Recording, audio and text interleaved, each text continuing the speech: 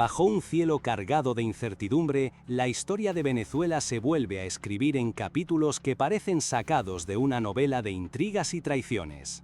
Y hoy vamos a sumergirnos en uno de esos momentos en los que la política se convierte en un teatro de máscaras, en un juego donde cada palabra, cada silencio y cada gesto puede decidir el destino de una nación entera. Bienvenidos una vez más a este espacio donde juntos desentrañamos lo que otros prefieren callar. Gracias por estar aquí, porque su compañía es lo que mantiene viva esta conversación. Recuerden que con un simple me gusta y una suscripción nos ayudan a seguir creciendo y a traerles las historias que marcan nuestro presente. El tema de hoy es tan delicado como fascinante: el ultimátum de Nicolás Maduro a José Luis Rodríguez Zapatero. Una advertencia que no solo deja en evidencia la desesperación de un régimen, sino que también revela hasta qué punto la política internacional se mueve entre sombras y chantajes. Pero antes de desvelar lo que Maduro realmente exigió a Zapatero, déjenme llevarlos paso a paso por el laberinto de contradicciones, miedos y estrategias que han colocado al chavismo contra la pared. Y créanme, lo que vamos a descubrir juntos hoy es apenas la punta del iceberg. Durante años, Maduro intentó venderse como el heredero de una resistencia épica, el sucesor de Chávez que enfrentaba al imperio con discursos encendidos, camisas rojas y promesas de un futuro que nunca llegó.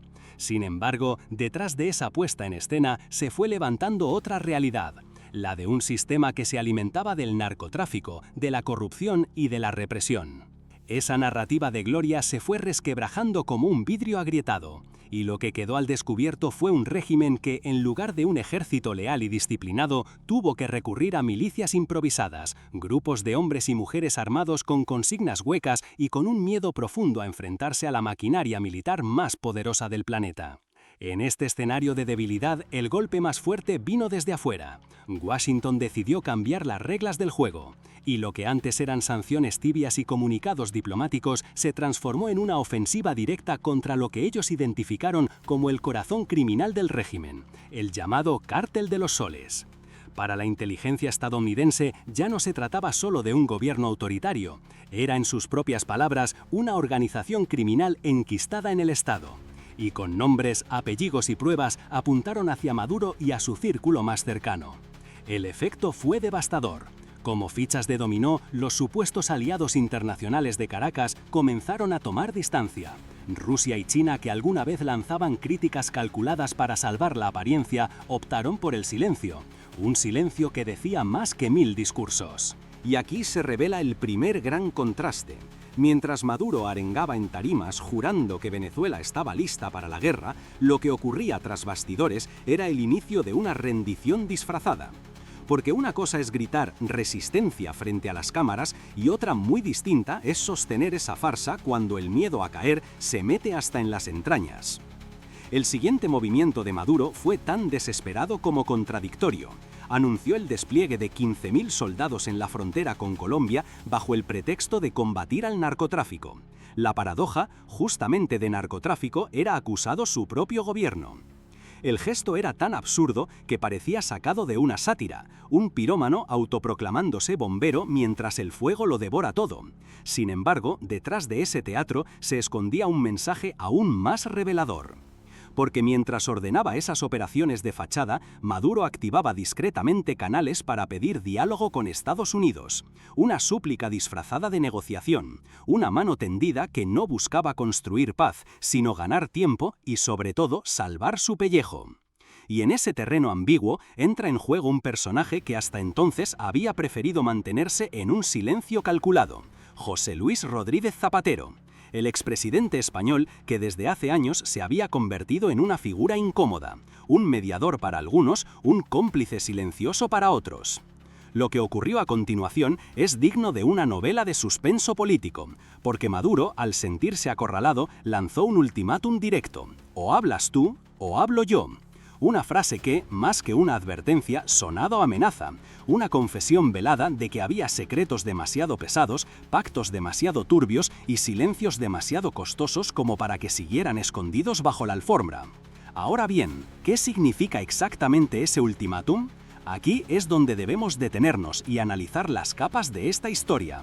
Primero, pensemos en el contexto. Maduro necesitaba desesperadamente enviar un mensaje de fortaleza hacia adentro, hacia sus bases, hacia los militares que ya dudaban de él. Pero al mismo tiempo necesitaba tender puentes hacia afuera, hacia un Washington que lo había identificado como un capo de Estado. Zapatero, por su parte, se había movido durante años en ese terreno pantanoso del mediador imparcial. Viajaba a Caracas, se reunía con Maduro, aparecía en fotos y después regresaba a España para dar declaraciones ambiguas. Nunca condenaba con claridad, nunca acusaba de frente. Su rol, para muchos, era el de un peón más en el tablero del chavismo.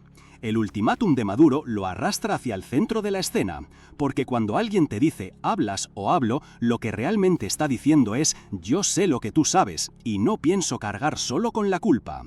Y esa es la segunda gran revelación. Zapatero dejó de ser un actor secundario. Su silencio hasta entonces podía interpretarse como complicidad pasiva.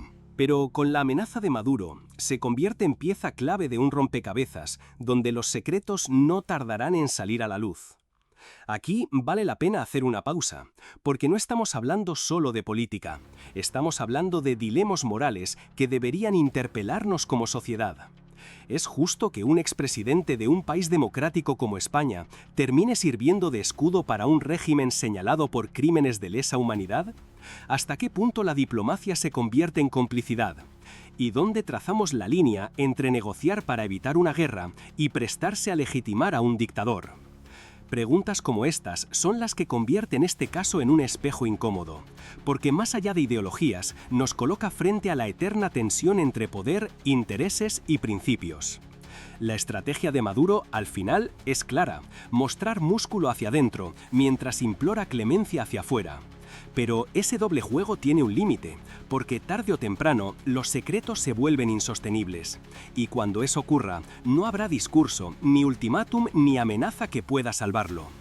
Lo más inquietante es que esta historia aún está en desarrollo.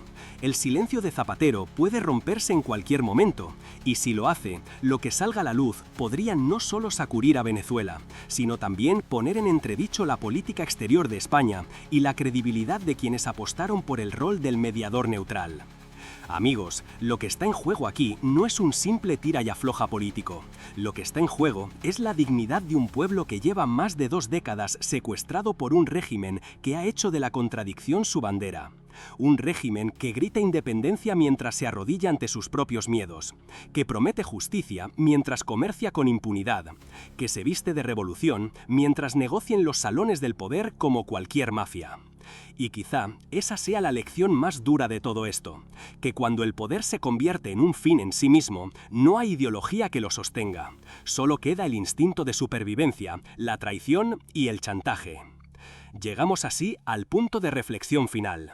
Lo que estamos viendo no es solo la caída lenta de un régimen, es también un recordatorio para todos de cómo el poder, cuando se ejerce sin límites ni controles, acaba devorando incluso a quienes lo defienden. Maduro creyó que podía jugar a 2 bandas, pero en esa jugada se ha dejado al descubierto. Y Zapatero, arrastrado por ese ultimátum, ahora enfrenta una disyuntiva: guardar silencio y quedar marcado como cómplice, o hablar y arriesgarse a dinamitar los secretos que compartió con el chavismo. Y aquí los dejo con una pregunta directa.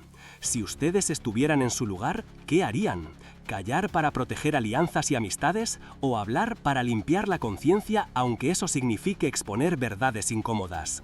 La respuesta, amigos, no es sencilla, pero sí es urgente, porque lo que está en juego no son solo carreras políticas o reputaciones personales. Lo que está en juego es la verdad, y la verdad, tarde o temprano, siempre encuentra su camino. Gracias por acompañarme en este recorrido.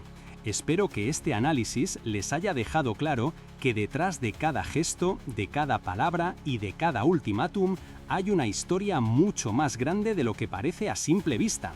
No olviden dejarme en los comentarios su opinión. Quiero leerlos, quiero saber qué piensan sobre este silencio que incomoda y sobre esta amenaza que resuena como un eco en los pasillos del poder. Un abrazo fuerte, cuídense mucho y nos vemos en el próximo capítulo de esta historia que aún está lejos de terminar.